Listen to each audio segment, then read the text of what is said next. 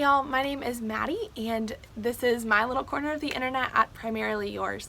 If this is the first time that you are watching one of my videos, welcome, I'm so glad you're here.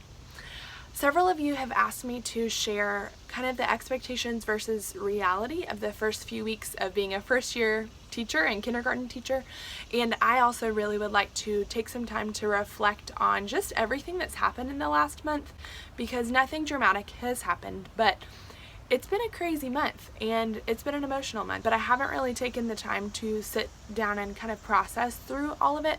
So I'm going to talk at you and hopefully it is helpful for me and it's helpful for you. So I plan to do something like this once a month for my first year of teaching so that I can just see how I grow throughout the whole year and just see everything that I learn. And I hope that what I'm thinking and feeling is helpful for you as well. So the format that I'm thinking for these videos is a Dear First Year Teacher open letter. So I know that those circulate around the internet quite a lot, and I think that it'd be kind of cool if maybe some other first year teachers watched it. So that's my plan. We're gonna give it a try. And all of this that I'm saying it as much to me as I'm saying it to you. Dear First Year Teacher, you are enough. I'm going to say it again because you need to hear it again. You are enough. There's going to be a lot of days that you feel like you are not, that you are not measuring up, that you are not doing enough, that there's more you could have done. I think that we will all always feel this way. I think I will, at least, being a perfectionist and just caring as much about my kids as I do. I always feel like there's something that I could have done better to serve them and love them and help them, which on one hand, that's a good thing because I'm committed to helping them and loving them and growing and reflecting on my own practice to see what I can do better for the sake of their learning. But on the other hand, it can also be kind of a dangerous place because the place that I have taken it in the last month of my first year of teaching is kind of beating myself up, to be honest, of I thought I was going to get to do all these things during the first week and I didn't do any of them. I'm a failure. I thought that the first year was going to look like this and it's not.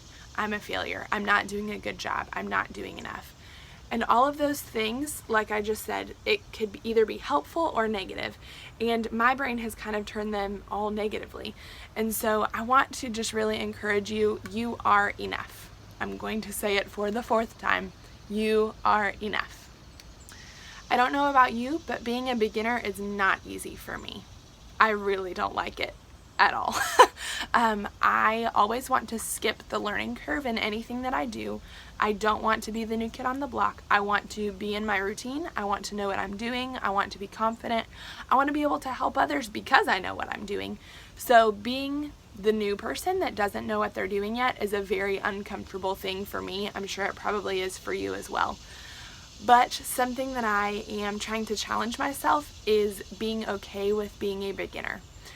Everyone is a beginner at some point in their lives at something, multiple times. And so I'm just trying to be more okay with the fact that it's okay to be a beginner. And there's a couple thoughts I have along with that. I recently discovered a podcast called The Next Right Thing by Emily P. Freeman. It is a Christian-based podcast, but even if you are not a Christian, I think that it could still be really helpful for you. It has been so immensely helpful for me. But there's one episode in particular, episode 31, called Be a Beginner, that has been so helpful to me in these first few weeks of teaching and just over the summer as I was preparing and these first few weeks as I have been teaching. I have listened to it probably more than 30 times total. I could say almost the whole thing verbatim to you. A lot of my thoughts that come from this idea of being a beginner come from her podcast. So I want to share them with you because most of you probably have not heard the podcast. I really strongly encourage you to listen to it. I will link down to the transcript of it if you'd prefer to read and the audio file down in the description box. But some of her ideas related to being a beginner is that we don't usually like being called beginners, even if we are one. We like the idea of new beginnings, like a new year, spring, all of that, but we ourselves don't like being beginners. I know for me that is really true. And this sentence from the podcast I'm going to read verbatim to you because it was really good. We want to rush ahead to mastery. We think we ought to know how to navigate the newness, especially if it's something we wanted, something we prayed for, waited for, asked for, or planned. This really got me because teaching is something that I have wanted and looked forward to and worked towards for so long. Years and years. I went through a bachelor's degree, I went through a master's degree. I've known that I wanted to be a teacher since I was in elementary school myself. So I have been really working towards this dream for a lot of years. And I think that's why I was initially feeling so discouraged, was that I've been working towards this and studying about this and buying things for my classroom and all those things for so long. Why am I not good at it already? But something that I want to remember is that I can't compare my chapter 1 to the teacher next door that's been teaching for 10 years, her chapter 10. That's not fair to do. So the next thing that Emily challenges the listeners to do is to think about what it looks like to be a beginner. So for some of you, that might look like staying quiet when usually you are really loud. For me, it looks like speaking up and asking questions when I'm normally really quiet. Instead of trying to fake my way, fake it till you make it, I am trying really hard to be brave and admit when I don't understand something or ask for help when I need it. Something I am really having to practice a lot is saying, I don't know, I don't understand, or I need help, because those phrases are usually not in my vocabulary, because even if I don't understand, I pretend like I do. So it has been really challenging to admit that I need help. And my teammates have been so gracious in offering to help me, and they know that it's sometimes hard for me to ask for help, and so sometimes they will just offer and say, hey, I wanted to check in and see how you're feeling about this. But more oftentimes than not, I have had to be the one to speak up and say, hey, I don't really understand this, or what do you do to teach sight words? What kind of activities are you doing for this unit? And so it is okay to say, I don't know, I need help. Kind of a key thought that Emily brings up related to being a beginner is being okay with your smallness and not viewing your smallness and newness as a liability and a vulnerability in a negative way, but rather viewing it as a gift. And kind of what she means by that, and this has really helped me, and I think about it all the time now, is instead of viewing, oh, I don't know what I'm doing, I'm so little and small and someone could come in and crush me. That's not the case. That's not happening. No one is actually doing that. This is an opportunity that I get to kind of go out of my comfort zone and grow a whole heck of a lot, which is a really good thing. It's uncomfortable when it's in the process of it, but it's a really good thing. It's healthy, it's natural, it's a worthy and respectable place to be. And so she really talks a lot about viewing your smallness not as a liability, but as a gift and something that you should be grateful for. I'm going to read another quote verbatim from the podcast. There will come a time when this new beginning won't be new anymore, and I might not feel the need to ask others for help as much as I am now. So let this new role teach me what it has to teach me. Let yourself be a beginner and receive all of the gifts that beginning has to give. My first day of school, I thought I knew what I was doing, at least for that day. I had my plan, I had what I was going to do, and then nothing went according to plan. Literally nothing. So that kind of set me up for that whole first week as feeling like a failure and feeling defeated already. And that was hard. I cried a lot. I'm getting to a place now where I'm not doing that all the time. I've only cried once in the last 2 weeks. Progress. But even if you do, it's okay. That is something else that I've kind of had to come to accept as being okay, is that usually when I get really overwhelmed, I will cry. That's just how I deal with things, but I'll usually try to kind of hide away and do that by myself so that no one else sees and thinks that I'm weak. But it's kind of been cool because in the last month, during the first month of school, several of my teammates have walked in on me while I've been in tears. And at first I was really embarrassed, but it's kind of to a point now that I just say, okay, this is me, this is what I'm struggling with, how can you help me? It's gonna be okay. And it's kind of creates a cool moment of vulnerability that otherwise wouldn't be there if I just continued to put on a front and said, I'm fine, I got this, everything's perfect, everything's according to plan.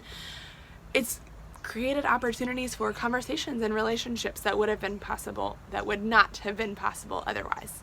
No one is expecting me to be perfect. I'm the only one that is expecting that. The first few weeks of school are hard, no matter what grade you teach, especially if you teach kindergarten. The first few weeks of school are hard. They're exhausting, they're draining mentally, physically, emotionally, all the things. Side note, if you know a kindergarten teacher, give them a hug. They need it.